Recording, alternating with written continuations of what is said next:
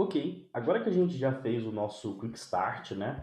Vou mostrar para vocês agora o Hub Docker, tá? O que é o Hub Docker? É um repositório, né, oficial de imagens para o Docker, né?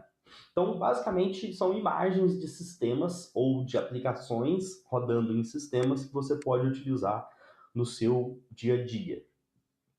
Então você pode ver que existem as mais famosas, né? Daí basicamente ele está ordenando aqui pela quantidade de vezes que elas foram utilizadas. Nginx, Ubuntu, MongoDB, WordPress, etc. Então, vou mostrar para vocês como trabalhar com imagens. Se eu voltar aqui, né, a gente tem de PHP, a gente não vai entrar nessas agora, eu quero mostrar um exemplo um pouco mais prático. Por exemplo, eu acho que a gente tem aqui na terceira página o Ghost, que é um sistema de blog, né? Que está até sendo usado lá no blog do Vue.js Brasil. Ok? Vamos clicar nessa imagem. Geralmente as imagens são bem documentadas, né? Ele mostra para você aqui Docker Run, menos name, o nome da sua aplicação, etc.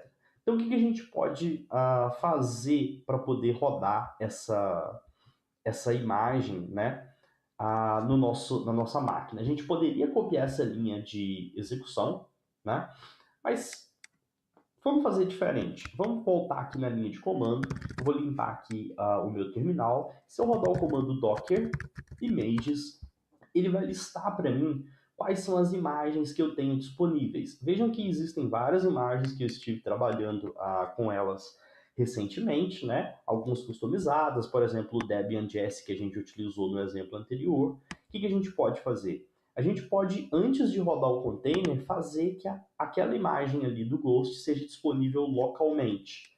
Como que eu vou fazer isso? Docker pull é basicamente igual ao Git, se você é acostumado com Git, né? Docker pull. Vamos colocar o nome dessa imagem. O nome daquela imagem é Ghost, ok? Eu poderia passar aqui, por exemplo, latest, que é a tag, né? Mas vamos mostrar aqui para vocês que ele também mostra as tags aqui para gente. São basicamente versões dentro dessa mesma imagem. Ele poderia utilizar o latest.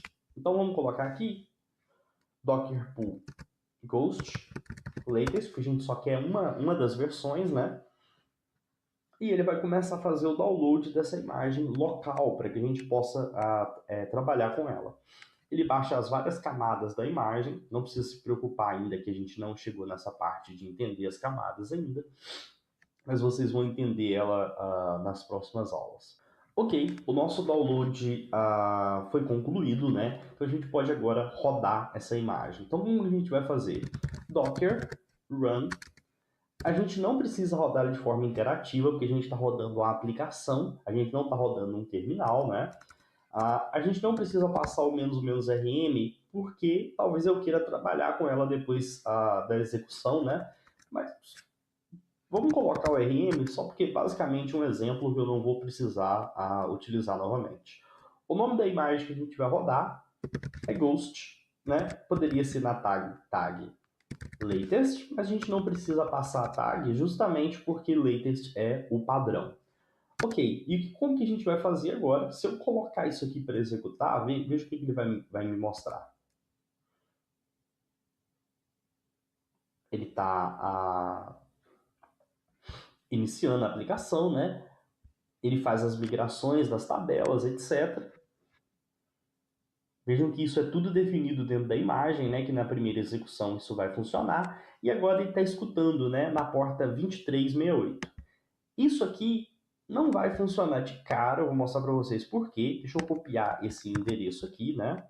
Vou voltar aqui no navegador, vou colar, e ele não funcionou. Por que ele não funcionou? Porque a gente tem que fazer mapeamentos de portas. Essa porta 2368 está escutando lá dentro do container, mas não está funcionando na nossa máquina. Vou dar um Ctrl C, justamente para poder parar a execução. Eu não quero mais executar esse processo. Às vezes ele vai dar uma demorada para poder finalizar, né? Como eu não rodei o interativo, né? Ele não vai reconhecer o meu Ctrl C. O que a gente pode fazer? É bom que eu posso mostrar isso para vocês, né? Se eu rodar Docker PS, ele vai me mostrar aqui que eu tenho esse container rodando. eu posso copiar o ID dele, rodar docker kill, ou seja, eu quero matar aquele container, e se eu voltar aqui, você vai ver que ele não está mais sendo executado.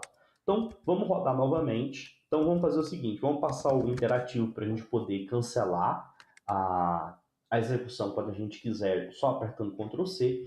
E agora a gente vai passar uma opção "-p", tá? O que essa opção "-p" vai falar? Qual que era a porta mesmo? 2368. Então, a gente vai falar que a porta 2368 no meu computador vai ser mapeada para a porta 2368 lá dentro do container. Vou executar novamente. Tá, faltou espaço. Isso. Então, vamos lá. Ele está fazendo exatamente a mesma coisa. Antes eu tinha marcado para poder remover essa nossa imagem, né?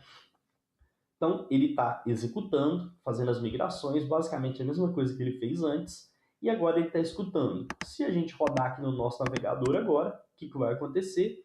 Agora a gente tem no nosso localhost, na porta 2368, o nosso blog rodando através do Docker. Ou seja, ele está, quando a gente acessa a porta 2368 do nosso computador, o Docker automaticamente fez o mapeamento para a porta 2368 lá do nosso container. Então, vou cancelar aqui só para mostrar para vocês, tá? Vejam que agora ele funcionou com Ctrl C, né? E eu não quero utilizar mais a porta 2368 no meu computador, porque provavelmente, vamos dizer que ela já está sendo utilizada por uma outra instalação, né? Então, o que a gente pode fazer? Eu posso remover essas opções aqui e passar, por exemplo, porta 8080, tá? A porta 8080 do meu computador vai ser mapeada para a porta 2368 do Ghost. Vamos rodar novamente, esperar ele executar as migrações.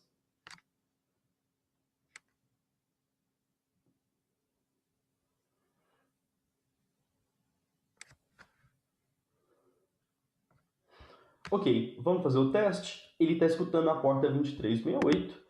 Se a gente testar aqui, isso não vai funcionar, porque a gente passou a porta 8080. Ou seja, novamente ele está funcionando na porta que a gente especificou.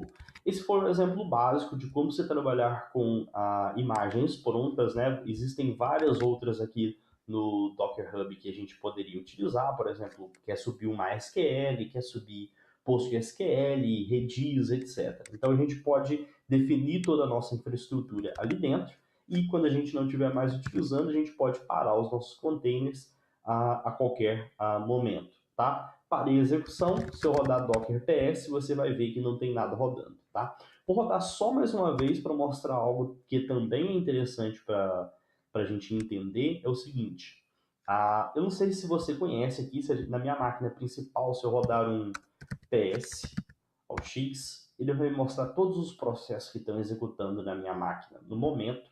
Vejam que é bastante coisa, tá? Então, um computador, uma máquina normal, ela precisa de executar muitos processos. Então, dentro do container, eu preciso rodar dentro do bash, né? Vou cancelar esse exemplo, vamos colocar um docker run interativo, remover, e eu quero rodar o debian.gs no nosso bash. E se eu fizer novamente aquele mesmo comando, psaux aqui dentro do container, vejam o que vai acontecer.